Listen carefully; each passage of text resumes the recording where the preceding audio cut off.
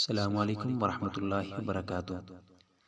روزانہ اسلامی اصلاحی اور تاریخی واقعات جاننے کے لیے ہمارے چینل کو سبسکرائب کریں۔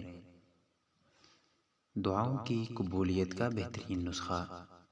سیدنا انس رضی اللہ عنہ بیان کرتے ہیں کہ وہ ایک دن رسول اللہ صلی اللہ علیہ وسلم کے پاس بیٹھے ہوئے تھے اور ایک آدمی نماز پڑھ رہا تھا۔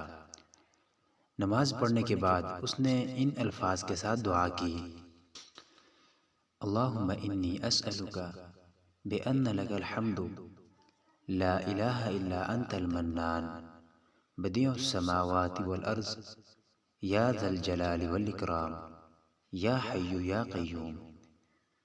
جب نبی کریم صلی اللہ علیہ وسلم نے یہ دعا سنی تو فرمایا، اس بندے نے اللہ تعالیٰ سے اس کے ایسے عظیم نام کے ساتھ دعا کی ہے کہ جب یہ کلمات پڑھ کر دعا کی جائے تو وہ قبول فرماتا ہے، اور جو کچھ بھی مانگا جائے وہ عطا فرما دیتا ہے۔ یہ حدیث سنن ابو داؤد کے اندر موجود ہے۔ ویڈیو کے بارے میں اپنے قیمتی رائے سے آگاہ ضرور کیجیے گا۔ شکریہ۔